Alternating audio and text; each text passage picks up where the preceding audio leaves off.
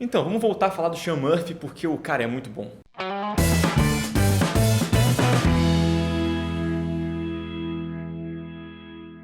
Fala galera, Tecla Rapinheiro aqui e hoje a gente vai dissecar Chrononautas, do Mark Millar e do Sean Murphy. Eu gosto dos dois, já dissequei quadrinho dos dois aqui no canal e eles se encontraram finalmente pra fazer esse quadrinho aqui que, cara, já ouvi muita gente falando mal, mas eu me apaixonei. É muito, muito legal. Então vamos por parte, vamos com calma. Antes de começar, se inscreva nas redes sociais todas, Facebook, Twitter, Instagram, aqui no YouTube também, ativa o sininho. Quem quiser mandar coisa pra mim, caixa postal e todas as informações estão aqui do lado que o Casé vai botar pra mim. E, bom, Chrononautas, então um resuminho. Basicamente são dois caras, dois professores, doutores super renomados aí, descobrem como viajar no tempo, eles viajam no tempo e eles aprontam altas confusões com a turminha do barulho. É isso, assim. É um filme de sessão da tarde, só que de comédia. Eu acho que o principal motivo pelo qual as pessoas não gostam desse quadrinho é porque ele é um filme de comédia, sacou? Ele é um sessão da tarde mesmo. Então tem várias piadinhas o tempo todo. Ele não é pra ser um filme de ação, um quadrinho no caso, né?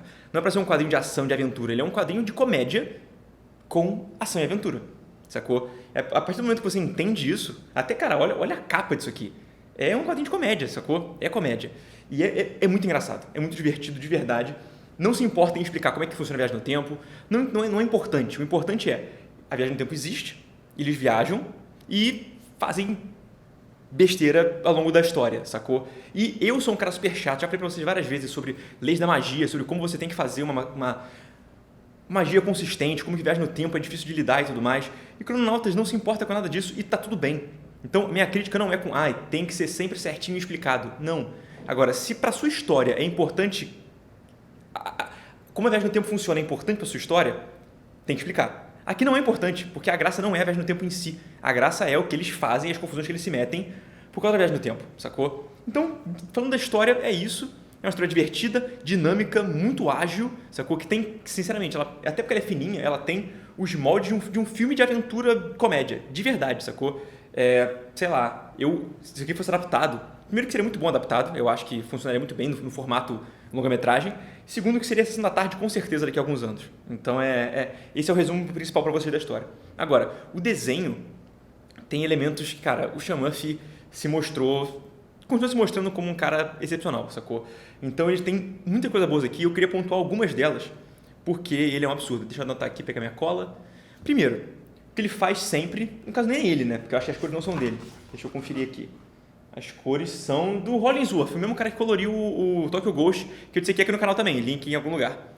Então as cores são muito boas, tá? E o Rollins Wolf faz a mesma coisa que ele fez em Tokyo Ghost. Então cada cena tem uma paleta específica. Então se eles estão num lugar, tem uma paleta, se eles estão em outro lugar, tem outra paleta, e você sabe quando que eles mudaram de um lugar para o outro. Então isso ajuda você a entender a espacialidade, né?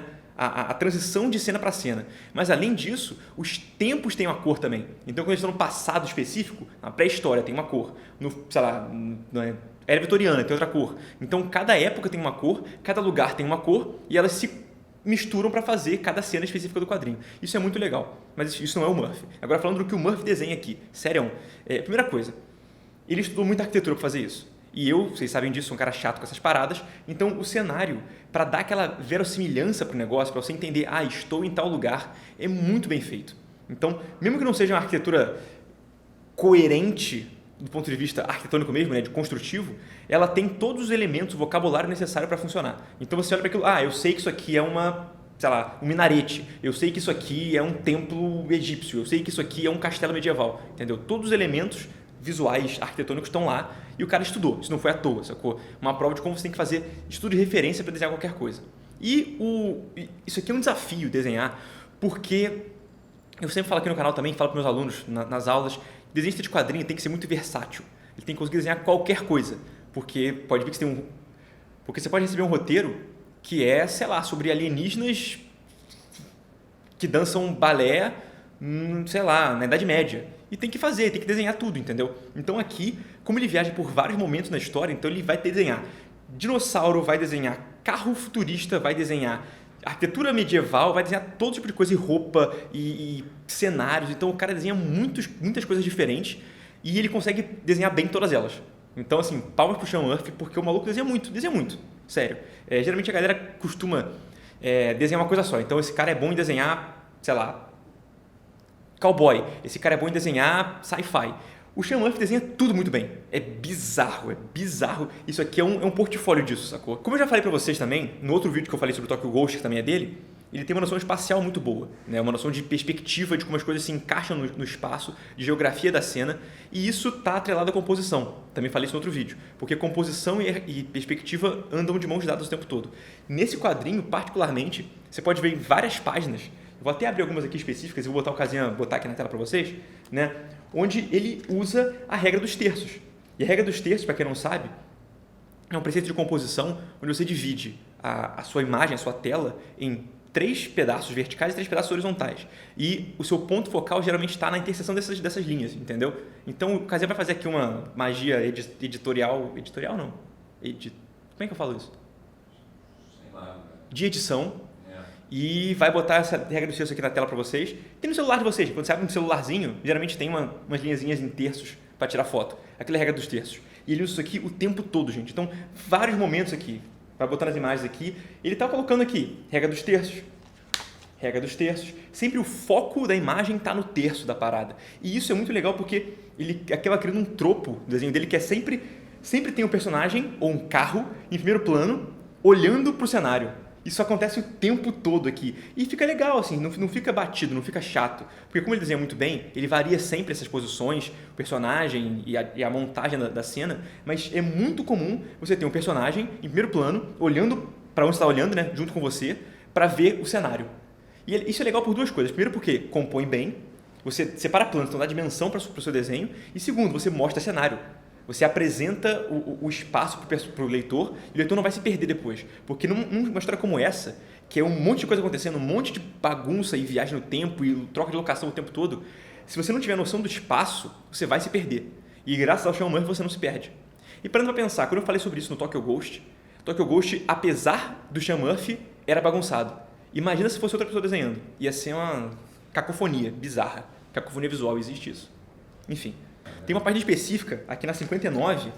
Na página 59 ele faz um negócio muito legal também, que é o seguinte, provavelmente Mark Millar deu para ele um roteiro onde ele tinha pouca coisa para dizer numa página, porque a página seguinte era uma coisa impactante, era alguém tomando um tiro.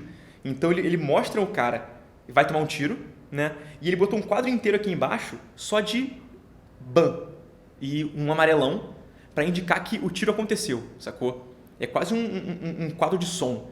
E isso é legal porque é uma elipse, né? Você não mostra o que aconteceu. Rolou um tiro, você sabe que rolou um tiro, mas não sabe de onde veio, quem que deu, quem que não deu. Será que foi ele que tomou um tiro? Será que alguém deu um tiro no cara que ia dar um tiro nele? E aí, quando você vira a página, você descobre.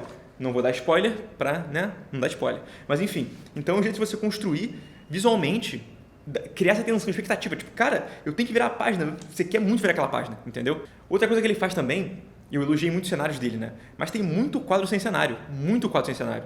E aí ele usa duas coisas aqui sobre o cenário que eu vou falar. Primeiro, geralmente tem mais cenário quando tem menos ação. Então ele equilibra muito bem isso. Quanto mais ação, mais dinâmica, mais tem que entender uma luta, um soco ou um tiro, menos cenário ele dá para que você entenda a ação, porque a ação é a prioridade ali. E quando ele está mostrando só pessoas conversando ou andando por um lugar, ele mostra o cenário, porque o que você tem que entender é onde elas estão. Então ele sabe dosar muito bem ação com pouco cenário ou pouca ação com muito cenário. E ele usa em alguns momentos uma regra de composição que eu acho legal, que pelo menos eu uso para minha vida, que é o de pelo menos 75% da página de cenário. Entendeu? Então você preenche a página, você tem pelo menos 3/4 da página preenchida de cenário, você pode deixar umas partes soltas, sem cenário, com vazio, entendeu? Compõe bem na página, mas esse é um equilíbrio difícil de encontrar e não é só seguir essa regra que funciona, tem um monte de nuances para isso. Então ele faz isso muito bem. Várias páginas ele tem uma página tão densa que tem horas que ele pode só botar a cara do cara e você não parece vazio, entendeu? Porque todo o resto da página está bem preenchido, está completo, está com cenário, está com textura. Então ele pode se dar o trabalho de tipo exagerar um pouquinho no cenário em um lugar para poder aliviar no outro e poder ganhar tempo de produção. Enfim, ele é muito bom, sério. Em resumo, Chrononauta é legal, é divertido, é um quadrinho despretensioso, isso é muito importante. Ele não quer se vender como um quadrinho épico e incrível que vai mudar a sua noção de viagem no tempo. É um quadrinho escapista, divertido, com um desenho muito bom e uma história que faz você rir, porque é realmente engraçada. E eu não ria lendo o quadrinho há muito tempo. É isso, gente. Então curte, comenta, compartilha, se inscreve, coisa que todo mundo já sabe. E no mais, aquele abraço. Valeu. Não, outro lado. E no mais, aquele abraço. Valeu!